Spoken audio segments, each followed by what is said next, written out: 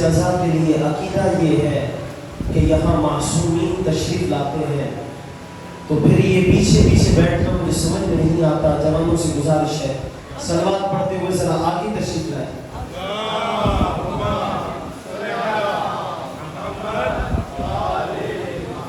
حضور میں اگر دیوار سے ٹیک لگائے تو سمجھ آتا ہے، جوانوں کا ٹیک لگانا سمجھ میں نہیں آتا۔ پھر بھی صلوات پڑھ کر ادا آواز سے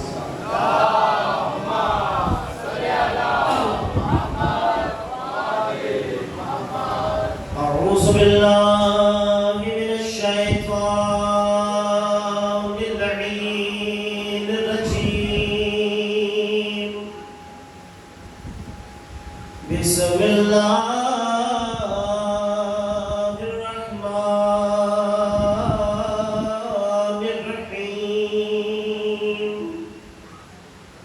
الحمد للہ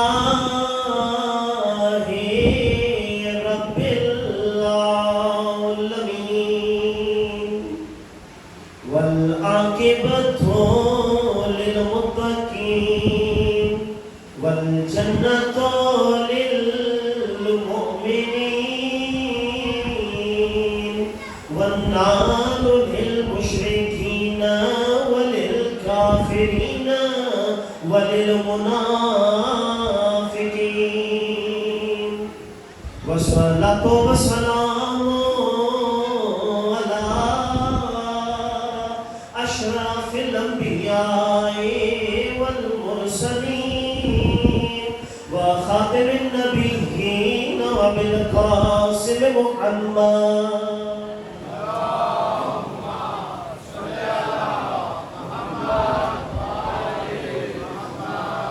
وعلى وليه ووصيه وخليفته وذريته وباب الحكمة أمير المؤمنين علي بن أبي طالب عليه السلام۔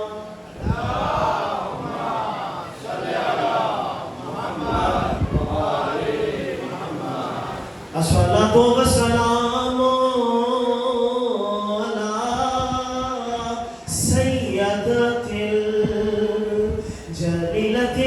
المخدومة المظلومة المحرومة التي قالت اللهم عجل وفاتي، والصلاة والسلام على حسن المجتبى الذي قتل بسم الجفا، والصلاة والسلام على حسين الغريب، حسين الغريب المظلوم المقتول المذبوح بلا جرم، الذي قال عند وقت نداء يا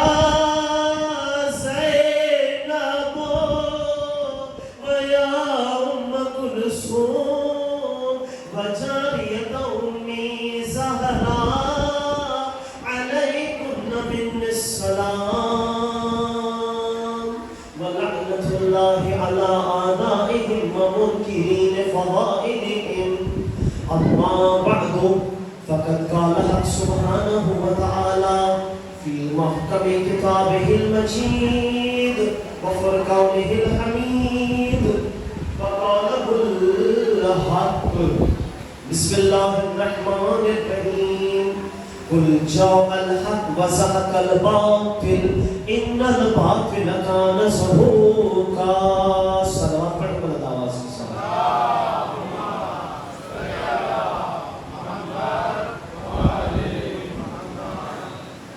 1448 ہجری کے اشرہ ماہ ازاں کی آپ حضرات امام بارگاہ الرضا میں میری نئی تقریر سماعت فرما رہے ہیں۔ مسلسل ہمارا عنوان گفتگو عقل کے ذریعے حق کی پہچان رہا۔ عزیزان گرامی، پروردگار عالم نے اس انسان کے لیے یہ فرمایا، فطرت فطرة الله التي فطر الناس عليها. Allah created all human beings on His nature. اللہ نے تمام انسانوں کو اپنی فطرت پر پیدا کیا اور اللہ کی فطرت میں ظلم نہیں ہوتا. اللہ کی فطرت میں ہمیشہ عدل ہوتا ہے اور اللہ نے اسی انسان کے لیے کہا لقد خلقنا الانسان فی احسن تقویم ثم رددناه اسفل السافلین. ہم نے انسان کو احسن تقویم پر پیدا کیا پھر رددناه اسفل السافلین کی منزل خدا نہیں دیتا بلکہ انسان خود طے کرتا ہے. علی بن ابی طالب علیہ السلام کے یادگار جملے آپ کی خدمت میں پیش کر کے میں اپنے موضوع کیونکہ آج میری نتیجے والی گفتگو ہے کیونکہ کل شب عاشور ہے پھر فضائل ختم ہو جائیں گے کیونکہ آج میری فضائل کی آخری تقریر ہے تو میں چاہتا ہوں ایک نتیجہ آپ کی خدمت میں پورے عشرے کا پیش کروں. عزیزان گرامی مولا علی بن ابی طالب علیہ السلام سے پوچھا گیا کہ اے مولا یہ بتائیے انسان کتنا مجبور ہے اور کتنا خود مختار ہے. کتنا مجبور ہے اور کتنا خود مختار ہے. تو مولا امیر نے یہ فرمایا دیکھو تم چاہو یا نہ چاہو اگر اس دنیا میں آ گئے تو تم مجبور اس میں ہو. تم چاہو یا نہ چاہو تمہیں حق اور باطل کی جنگ میں گھرنا پڑے گا. یعنی تم چاہو یا نہ چاہو تمہیں حق اور باطل کی جنگ میں گھرنا پڑے گا. اب اختیار اتنا ہے چاہے تو حق کا ساتھ ہو چاہو تو باطل کا ساتھ ہو. یعنی کہ یہ اختیار پھر اللہ نے انسان کو دے دیا. اب اس عقل کے ذریعے فیصلہ آپ نے کرنا ہے حق کے ساتھ دینا ہے یا باطل کے ساتھ دینا ہے. اب بعض اوقات کئی مملکت اسلامیہ نعرے تو بڑے لگاتی ہیں کہ ہم حق پر ہیں ہم حق پر ہیں یہ بھی وہ بھی یہ بھی. ایک مرتبہ صفین میں ادھر سے صبح والا آیا ادھر سے شام والا آیا. یہاں سے صبح والا وہاں سے شام والا. شام والے کے لشکر نے یہ کہا حکومت بھی صرف اللہ کے لیے ایسا نہیں رہا امر بھی فقط اللہ کے لیے. تو کچھ بھولے بھالے بصیرت نہ رکھنے والے ابو موسیٰ اشعری جیسے یہ آئے علی کے پاس اور کہتے یا علی یہ تو بڑا حق کا نعرہ لگا رہے ہیں کہ حکم بھی صرف اللہ کے لیے امر بھی صرف اللہ کے لیے. تو مولا نے کہا ان کے دھوکے میں نہ آنا ان کے دھوکے میں نہ آنا. یہ نعرہ تو حق لگا رہے ہیں نیتیں باطل ہے. یعنی اگر نعرہ حق لگا رہے ہو تو نیت بھی صحیح رکھو باطل نیت کے ساتھ نہیں چلو گے. یا خود فیصلہ کرتی ہے. عزیزان گرامی اللہ نے بھی حق کو بالکل آشکار کیا جیسے میں نے پہلی تقریروں میں کہا تھا کہ آدم کے مقابلے میں آنے والا ابلیس باطل ابلیس شیطان کیوں بنا کیونکہ حق کے مقابلے پہ آ گیا کیونکہ حق کے مقابلے پہ. تو جس دور میں بھی کوئی حق کے مقابلے پہ آ جائے وہ ابلیس ہی ہوتا ہے.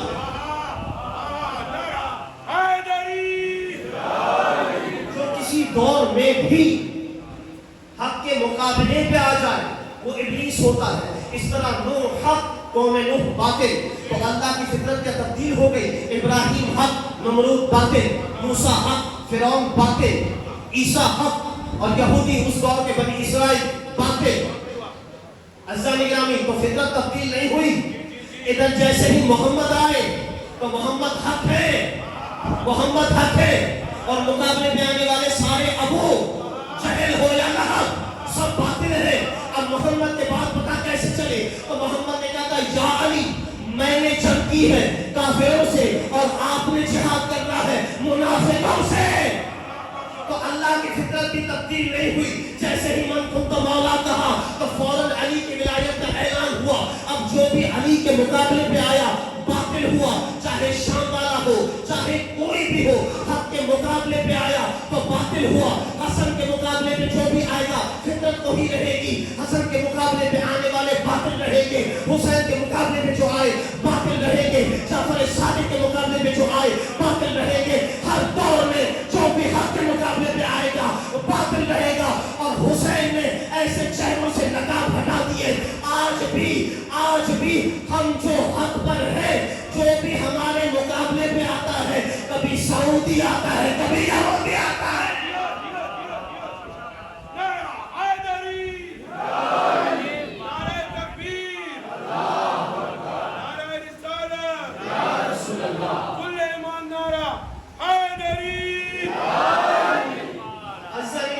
اللہ کی فطرت تبدیل نہیں ہوتی اور حق والے کسی سے ڈرتے نہیں ہیں۔ اب میں جملہ کہنا چاہوں گا یقیناً، اور ممبر کا حق بھی یہ ہے کہ اپنے دور کے رہبران کو، اپنے قائدین کی آپ کو شناسی ہونی چاہیے، ورنہ کوئی حشر ہوگا جو ابن ملجم کا ہوا۔ کیونکہ فقط شیعت کا نعرہ لگانا بھی کافی نہیں ہے، اس کے لیے معرفت چاہیے، شیعہ کیسے کہتے کسے ہیں۔ تو امام حسین بن علی حق، حسین بن علی حق، اور حسین ابن علی کے مقابلے پہ آنے والے باطل۔ اور حسین ابن علی نے اللہ اکبر ایک جملہ کہہ رہا تھا، لوگوں کی جو قبرستان ہوتے ہیں وہ شہر سے تھوڑا ہٹ کے بھی ہوتے ہیں، کچھ دور بھی ہوتے ہیں، حسین ایسے ہیں کہ اپنی جان دے کے قبرستان سے ایک شہر آتا ہے۔ حسین نے ایسی کھیتی کی ہے عزیزان گرامی کہ ذہن اگنے لگے۔ حسین نے ایسی کھیتی کی ہے کہ ذہن اگنے لگے، اور ادھر حسین کا بیٹا خامنہ آئی۔ عزیزان گرامی، حسین بن علی نے کیا چاہا تھا؟ دور اندیشی، وہی جو حسین کے پاس تھی وہی حسین کے بیٹوں میں بھی رہی۔ عزیزان گرامی، حسین کے بیٹوں کی دور اندیشی، پہلے حسین کی دور اندیشی سمجھے۔ حسین اپنے ساتھ بہنیں لائے، بیٹیاں لائے، عزیزان گرامی، بہن لائے، بیٹیاں لائے۔ اب حسین جنگ کے لیے تو نہیں آئے تھے۔ محمد حنفیہ کو کیا کہا تھا؟ انی لم اخرج اشرا ولا بطرا ولا مفسدا ولا ظالما بل خرجت لطلب اصلاح امت جدی۔ کیوں؟ میں ایک جملہ دینا آپ نے کسی سے سنا نہیں ہوگا۔ عزیزان گرامی، حسین نے اپنے بچوں کو لا کے اس لیے میدان کربلا میں کھڑا کیا، حسین جانتے تھے یہ قوم بے حس ہو چکی ہے۔ خدا نہ کرے اگر ہاتھ پر فلج آ جائے، اگر ہاتھ پر فلج آ جائے، فزیو تھراپی سے ٹھیک ہو سکتا ہے، لیکن جب تک فلج رہے جتنا بھی آپ اس پہ ماریں اس کو اثر نہیں ہوگا۔ حس ختم ہو چکی ہے، یزید جیسوں کے ساتھ رہنے سے ضمیروں کی حس چلی جاتی ہے۔ عزیزان گرامی، حس ختم ہو جاتی ہے۔ تو ایسے ہی سید کے آپ جملے یاد کریں نا، میری کوئی حیثیت نہیں ہے، میرا جو کچھ ہے حسین کے لیے ہے۔ امام زمانہ آپ مجھے دیکھ رہے ہیں۔ عزیزان گرامی، توجہ کریں، سید کیا کہہ رہے تھے؟ میں نے کہاں سے؟ اور سید تو سید، سلام یہ ہے کہ دشمن بھی جس کی صداقت کی اعلان کرے۔ اہل سنت کے بہت بڑے MBBS ڈاکٹر بھی اور ویسے مذہبی اسکالر بھی ڈاکٹر اسرار رہتا، اس نے کہا تھا کہ ہمارے لوگ سن ہو چکے ہیں، اگر ہے یہ جرأت تو فقط علی کے شیعہ میں ہے جو حق اور باطل کی پہچان کر سکتا ہے، کیونکہ ان کے پاس کربلا ہے۔ عزیزان گرامی، تو ہم کبھی بھی باطل کے سامنے جھکتے نہیں ہیں۔ اور یزیدیت آج جو یہ کہتے ہیں نا، جو ٹرمپ کے ساتھ ناشتے کرتے ہیں، یہ بنتے تو مولوی ہیں لیکن مولوی نہیں ہے، یہ اس دور کے لبرل یزید ہیں۔ صلوات پڑھنا بنتا آواز میں۔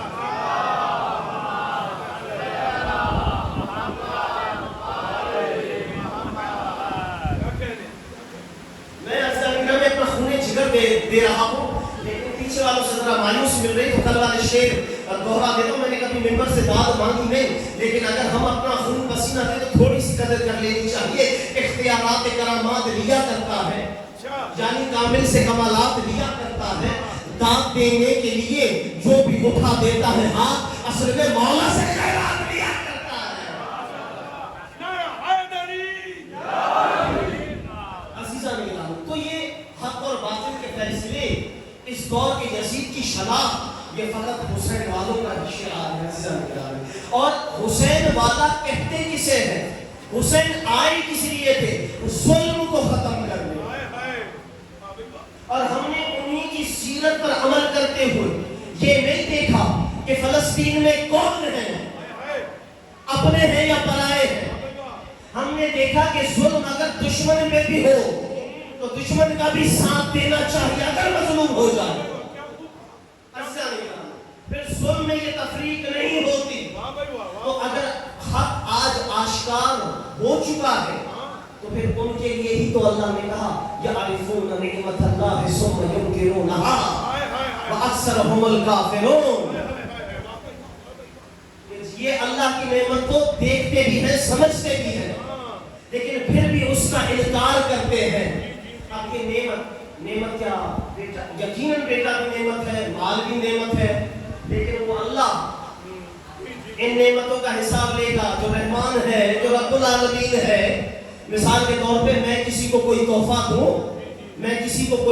میرا تحفہ اس کے لیے نعمت ہوگا، لیکن اگر خدا نخواستہ وہ ویسی قدر نہ ملے تو میرے جیسا خطیب بھی، ایک ناقص خطیب بھی اسے طنز نہیں دے گا، کیونکہ میں نے تو اسے مالک بنا دیا تھا، سونپ دیا تھا۔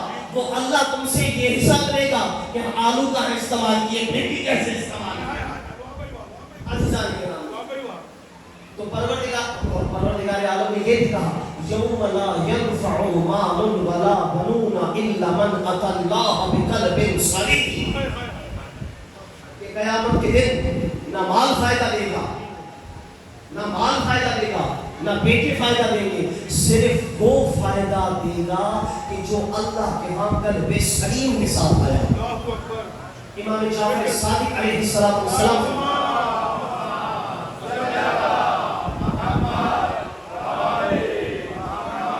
امام جعفر صادق علیہ السلام سے پوچھا گیا مولا یہ قلب سلیم کیا ہے؟ تو مولا نے کہا الذی یلقى ربہ لیس فیہ احد سوا۔ قلب سلیم اسے کہتے ہیں کہ جس کے قلب میں اللہ کے سوا کسی اور کی محبت نہ ہو، یعنی قلب سلیم اسے کہتے ہیں کہ جس کے دل میں اللہ کے سوا کسی کی محبت نہ ہو، اور جب جس کے دل میں اللہ کی محبت آ جائے وہ کسی ظالم سے ڈرتا نہیں ہے، اس کا اٹھنا بھی اللہ کے لیے، اور پھر وہ آخری وقت میں بھی تلاوت کرتا دکھائی دیتا ہے۔ یہ ہے فکر، اور یہ اطاعت کہاں سے سیکھی ہم نے؟ یہ اطاعت ہم نے کربلا سے سیکھی۔ یہ شجاعت کہاں سے سیکھی؟ یہ شجاعت عباس سے ادبدار سے سیکھی۔ ایک سلوات پڑھے نا بلند آواز سے۔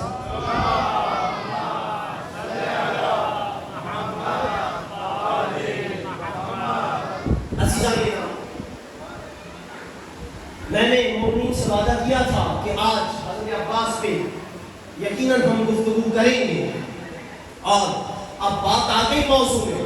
یہ شجاعت، یہ اطاعت امام ہم نے کربلا سے سیکھی، اور کربلا میں بھی ایک حسین کردار کا نام ہے عباس۔ عباس جب 13 برس کے ہوئے تو عباس کی جنگ صفین، توجہ کیجیے گا، میں عباس پڑھنے لگا ہوں اور عباس سنانے لگا ہوں۔ 13 برس کی عمر میں علی نے اپنی دستار جنگ عباس کے سر پہ رکھی۔ پوری توجہ چاہوں گا آپ کی۔ عباس کے سر پر علی نے اپنی دستار رکھی اور کہا عباس، انہوں نے اس دور میں بھی فرات پر قبضہ کیا ہے، ذرا فرات سے قبضہ تو چھڑاؤ، سے قبضہ تو چھڑاؤ۔ اب 13 برس کے عباس ہیں مگر ولی ہیں، 13 برس کے عباس ہیں۔ علی نے اپنی دستار پہنائی، دستار جنگ، اور اپنی زرہ پہنائی۔ 13 برس کی عمر میں جب علی کے شیر نے انگڑائی دی تو ذرا کی کڑیاں ٹوٹ کے گھوڑے کے رکابے نکل گئے۔ عباس صفین میں آئے، ادھر سے 3000 کی صف ہے، سامنے ایک شکی آیا، کہا اے نقاب پوش، تو جنگ کرے گا؟ کہا ہاں میں جنگ کروں گا۔ تو کہا پہلے بات کر، کہا میرے بابا کی سیرت میں یہ نہیں ہے کہ پہلے حملہ ہم کریں، میرے بابا کی سیرت میں یہ نہیں ہے کہ پہلے حملہ ہم کریں، پہلے حملہ تو کر۔ اس نے حملہ کیا، عباس نے نیزے کی امی سے حملے کو روکا، اس کے گردن میں نیزے کو پیوست کیا۔ 13 برس کے عباس نے اسے ہوا میں معلق کیا، جیسے ہی جھٹکا دیا زمین پہ آ رہا تھا، مثل مرہب تو ٹکڑے ہوا، فوج منقلب ہوئی، علی کے بیٹے نے گھوڑا آگے بڑھا دیا۔ یہ ہے عباس، عباس ابن علی۔ قبلہ نے ایک بہت اچھا جملہ کہا تھا کہ جہاں شجاعت ہو وہاں اطاعت مشکل سے ہوتی ہے۔ جہاں شجاعت ہو اطاعت مشکل سے ہوتی ہے، اور جہاں اطاعت ہو وہاں شجاعت مشکل سے ملتی ہے۔ لیکن عباس اس ہستی کا نام ہے، ایک ہی وقت میں اس جیسا شجاع بھی نہیں، اس جیسا مطیع امام بھی نہیں۔ یہ ہے عباس۔ اور عباس کی میں کیا عظمت بیان کروں، علی کے گھر کی ڈھارس عباس، زینب کا مان عباس۔ علی نے جب جناب ام المنین کے لیے کہا تھا حضرت عقیل سے کہ میں چاہتا ہوں کہ ایک ایسا خاندان ہو جو شجاع ہو، مجھے عباس کا درکار ہے۔ ادھر سے عقیل گئے جناب حزام کے پاس، کہا کہ میں چاہتا ہوں کہ ہمارے پہلی دوستی تو اچھی ہی ہے بنی ہاشم کی آپ کے ساتھ، لیکن چاہتا ہوں اس دوستی کو رشتہ داری میں تبدیل کیا جائے۔ کہا کس کے لیے رشتہ لے کے آئے ہیں؟ کس کے لیے رشتہ لے کے آئے ہیں؟ کہا علی ابن ابی طالب کے لیے۔ کہا اس علی کا رشتہ میرے گھر آیا جو محمد کا داماد ہے۔ تو کہا میں قبول کرتا ہوں، لیکن شرفاء اور شریعت محمدی میں بھی ہے کہ بیٹی کی رضا معلوم کرنا اولین تقاضا ہے۔ اب یہ تاریخ سے لفظ کی بالکل معرفتی اور عرفانی تقریر ہے، یہ عرفانی تقریر، اور یہ ہے روایت اسرار میں ہے، در اسرار ذبح عظیم آپ کتاب پڑھیں اس میں مل جائے گا۔ تو عزیزان گرامی کہا کہ بیٹی سے فوراً اپنی زوجہ سے کہا بیٹی سے رضا دریافت کرو اور یہ چیزیں بتاؤ کہ علی کا رشتہ آیا ہے، کیا آپ کو قبول ہے؟ تو جیسے ہی مادر گرامی داخل ہوئی جناب ام المنین کے حجرے میں، تو کہتی ہے بیٹا تمہیں پتا ہے 3 دن سے ہمارے ہاں کون مہمان آیا ہوا ہے؟ تو کہا اماں جانتی ہیں ہم اس بات میں دلچسپی نہیں لیتے کہ گھر پہ کون مہمان آیا ہوا ہے، لیکن اماں ایک بات ایسی محسوس کی ہے، جب سے وہ مہمان آیا ہے رات تو خواب میں دیکھتی ہوں ایک بیوی مجھے عرش عظیم پہ لے جاتی ہے اور ایک چاند توڑ کر میرے پہلو میں رکھ کے کہتی ہے تجھے اپنے بیٹے کی ماں بنا دیا، تجھے اپنے بیٹے کی ماں بنا دیا۔ یہ جناب ام المنین سلام اللہ علیہا کا شرف۔ جیسے ہی حضرت ام المنین کی رخصتی ہوئی، روایات نے یہ لکھا کہ جیسے ڈیوڑی سیدہ پہ بیٹھ آئیں، اندر داخل نہیں ہوئی، بیٹھ گئی، کہا یا علی سب سے پہلے اپنے بچوں کو بلائیے۔ تو بچے استقبال کرنے کے لیے آئے اور ماں کہا میری کیا مجال کہ میں تم بچوں کو ماں تصور کروں، ارے تم زہرا کے لال ہو، میں کنیز بن کے آئی ہوں، ہمیشہ خدمت میں کوئی کمی نہیں ملے گی۔ یہ ہے جناب ام المنین۔ اور پھر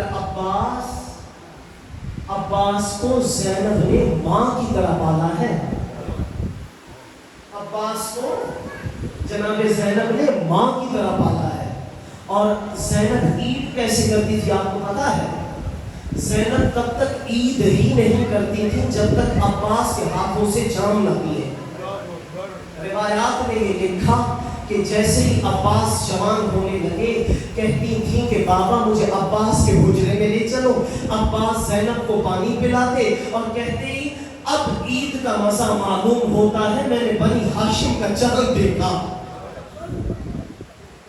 یہ عباس کی پوری زندگی میں جناب زینب کا شعار تھا، لیکن جب 28 رجب ہوئی، مدینہ ویران ہوا، شعبان آیا، رمضان آیا، ام البنین پریشان، ارے عید آنے والی ہے، گھر خالی ہے،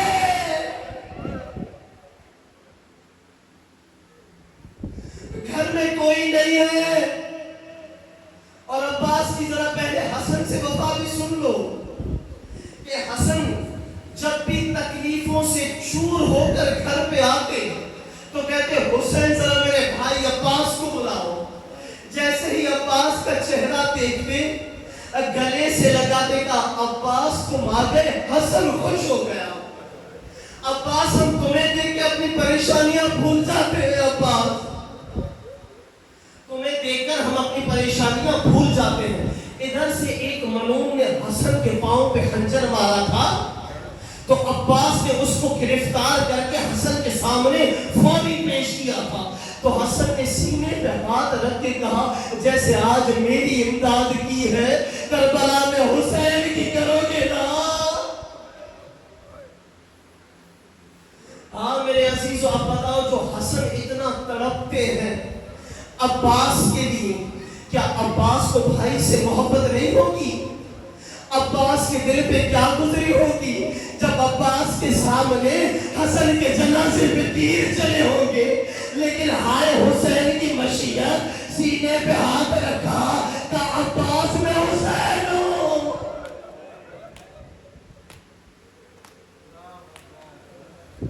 عباس میں حسین ہوں، اب کوئی رونے میں بخل نہ کرے، مجھے ایک منزل طے کرنی ہے۔ جیسے ہی یہ قافلہ لٹ کے مدینے آیا تھا اور بعد کربلا سیدوں کی پہلی عید تھی، سب پریشان تھے اب زینب کہاں جائے گی۔ ایک مرتبہ عید کا اعلان ہوا، زینب نے کہا سید سجاد ہماری منگاؤ، عباس کے گھر چلو۔ عباس کے گھر چلو۔ اب جو بی بی عباس کے گھر پہ آئی، جہاں چار بھائی استقبال کرتے تھے، وہاں ایک بوڑھی ماں ام البنین کہہ رہی تھی زینب عباس نہیں ہے۔ ہاں میرے عزیزو، ایک جملہ 5 محرم کا بھی ضرور پڑھوں گا کہ جب اشقیاء نے کہا خیموں کو ہٹاؤ، عباس کو جلا لایا، کہ مولا میرے ہوتے ہوئے کوئی کہے خیموں کو ہٹا دو، لیکن حسین نے اس وقت عباس کو نہیں روکا۔ عباس نے ایک خط کھینچا اور پہنا دینے لگے، کہا کس کی یہ مجال اس خط کو پار کری۔ حسین زینب کے خیمے میں آئے، کہا عباس کی حالت دیکھی نہیں جاتی، کہا وہ تو آپ کا فرما بردار ہے، کہا لیکن شرم آتی ہے، بابا کو ضربت لگی میں نے روک لیا، حسن کے جنازے پہ میں نے عباس کو قابو کیا، ان کے وقت میں نے سنبھالا، اب مجھے شرم آتی ہے۔ زینب عباس کو روکو، بس ایک مرتبہ شہزادی نے بلایا، زینب کی نگاہوں کو دیکھ کے عباس سمجھ گئے، اب بتاؤ کس کرب سے عباس نے خیموں کو ہٹایا ہوگا۔ عاشور آ گیا، عاشور عزیزان کرام، یوم عاشور۔ عباس پریشان کہ کوئی ہے جو میری سفارش کرے، حسین ابن علی روکے ہوئے ہیں، حالانکہ عباس نے بھی بڑھ بڑھ کے حملے کیے ہیں کربلا میں، کیونکہ جیسے ہی شہیدوں کو بتاتے تھے عزیزان گرامی، عباس نے بڑھ بڑھ کے حملے کیے ہیں، لیکن آخر میں حسین عباس کو جانے نہیں دے رہے تھے۔ کہا عباس تو میرے ڈھارس ہے، عباس تو سپہ سالار ہے، کہا مولا وہ فوج ہی کہا رہی جس کا میں سپہ سالار ہوں، مولا مجھے جانے دے، اب یہ غربت حسین دیکھی نہیں جا رہی۔ ایک مرتبہ سکینہ نے کہا چچا میرا عسکر بڑا پیاسا ہے، مچھلی کی طرح منہ کھولتا ہے، مچھلی کی طرح بند کرتا ہے، لیتے رہے. کہا میں سفارش کرتی ہوں. عباس کا ادب دیکھو حسین کی اولاد کے ساتھ. جھکتے جھکتے سکینہ کے قدموں تک آ گئے. اب بچی نے چھوٹے چھوٹے ہاتھوں سے مشک پہنائی. اٹھایا عباس نے, اور جیسے ہی حسین کے سامنے آئے کہا عباس بڑی مشکل سفارش لیتے آئے, بڑی مشکل سفارش. کہا سکینہ عباس کو بھیجنا چاہتی ہوں, عباس کو بھیجنا چاہتی ہوں. کہا ہاں چچا عباس کو بھیجنا چاہتی ہوں, چچا عباس کو بھیجنا چاہتی ہوں. کیوں؟ کہا بابا میرا علی اصغر مر جائے گا اگر پانی نہ پیا. تو کہا بھائی ایسے ہی پیارے ہوتے ہیں جیسے تجھے پیارا ہے. تیرا 6 مہینے کا ہے, میرا 32 برس کا جوان, میرا 32 برس کا جوان ہے. عباس اگر جانا چاہتے ہو پہلے زینب کے خیمے میں جاؤ.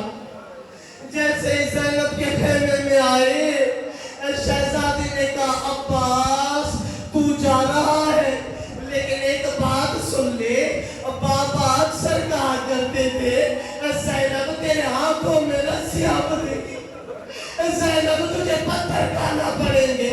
میں سوچتی تھی جس کا عباس ایسا بھائی ہو, ارے اسے کون قید کرے گا. عباس مجھے یقین ہو گیا. عباس چلے مشق کو بھرا, اور مشق کو بھرنے کے لیے کیونکہ سوکھی ہوئی مشق تھی عباس نے اس کو تر کیا. چلو پر پانی اٹھایا, کہا یہ وہی پانی ہے جس کے لیے حسین کے بچے پیاسے ہیں. اے وائے لہر القمہ, طوفان اٹھانا تھا تجھے یا ڈوب جانا تھا تجھے, تو کچھ تم نے خدمت ہی نہ کی. اے وائے لہر القمہ, ایک بوند پانی کے لیے عباس کے شانے کٹے. ارے کچھ تم نے خدمت ہی نہ کی. اے وائے لہر القمہ. ایک مرتبہ عباس آئے, کسی میں جرت نہیں تھی علی کے بیٹے کا راستہ روکے. اب پیچھے سے عباس کی کیفیت بتاؤں, اگر عباس اب حملہ کرتے تو پانی چھلک جاتا. عباس چاہتے تھے کس طرح مشق کو بچاؤ, بچاتے بچاتے ایک بازو قلم ہو گیا. لیکن کیفیت سنو, کیا اذیت ہوگی عباس کو, اس بازو میں ہڈی بھی ہوتی ہے, ہڈی ٹوٹے. ارے بازو علیحدہ ہو گیا تھا, بازو کٹ کے گرا, دوسرا بازو گرا. میں بڑا ضبط کر رہا ہوں, مجھ سے نہیں ہوتا لیکن میں پڑھنا چاہتا ہوں, آپ رونے میں بخل نہ کیجیے گا. ایک مرتبہ حسین اٹھے, کسی لاش پہ یہ نہیں کہا کہ میری کمر ٹوٹ گئی, کہا الآن کسر سہری, عباس میری کمر توڑ گئے, عباس میری کمر توڑ گئے. ایک مرتبہ بھائی کے جنازے پہ آئے, لاشا تڑپ رہا تھا, عباس کا سر اپنے زانوں پہ رکھا, عباس کا سر اپنے زانوں پہ رکھا. کہا مولا میرا سر ہٹا دے. کہا کیوں؟ کہا ابھی تو آپ نے سنبھالا ہے, جب آپ گریں گے. میرے عزیزوں, میں آخری منزل کی طرف آ رہا ہوں. جب آپ گریں گے کون سنبھالے گا؟ کہا مولا میری لاش خیمے میں نہ لے جائیے گا مولا, اور ایک میری وصیت ہے, ایک مرتبہ آپ کو دیکھنا چاہتا ہوں. ایک آنکھ میں تیر ہے مولا, ایک میں خون ہے مولا, خون صاف کرے. ایک مرتبہ جاتے ہوئے دیکھ لو. لیکن یہ تیر کیسے لگا؟ شانے تھے نہیں, عباس کو آنکھ میں تیر لگا.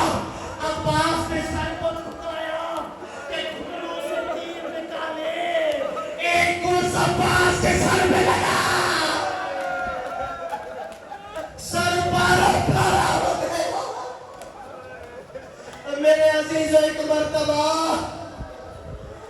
مولا ایک مرتبہ آپ کو دیکھنا چاہتا ہوں۔ حسین نے خون کو صاف کیا، حسین کو دیکھ کے آنکھیں بند کی، کہا عباس مجھے رج رج کے دیکھنا، مجھے پیار سے دیکھنے والے ختم ہو گئے۔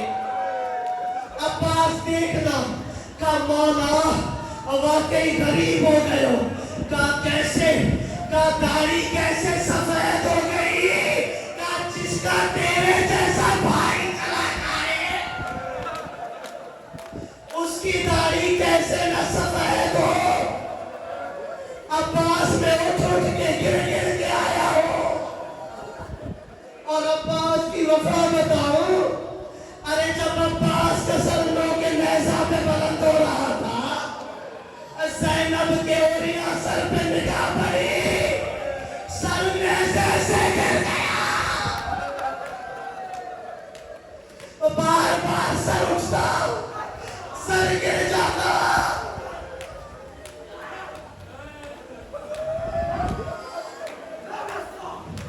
سر اٹھتا، سر گر جاتا۔ ایک مرتبہ زینب نے کہا بھیا تیری محبت پہ زینب قربان۔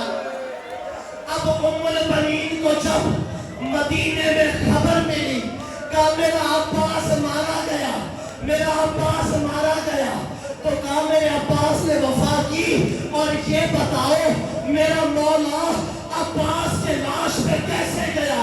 تو بشیر نے کہا حسین ایسے گئے جیسے نمازی رکوع کرتا، جیسے نمازی رکوع کرتا ہے۔ جنت البقیع آ گئے، جنت البقیع آ گئی، کہا بی بی میں عباس پہ رونے نہیں آئی۔ ادھر سے زہرا نے کہا ارے تو حسین پہ روئے گی، میں عباس پہ رو گی۔ ہاں میرے عزیزوں، بازار شام میں عباس کا سر گر رہا تھا، تو انہوں نے کیا کیا؟ گھوڑے کی گردن میں عباس کا سر باندھا۔ سَيَعْلَمُ الَّذِينَ ظَلَمُوا أَيَّ مُنقَلَبٍ يَنقَلِبُونَ إِنَّا لِلَّهِ وَإِنَّا إِلَيْهِ رَاجِعُونَ۔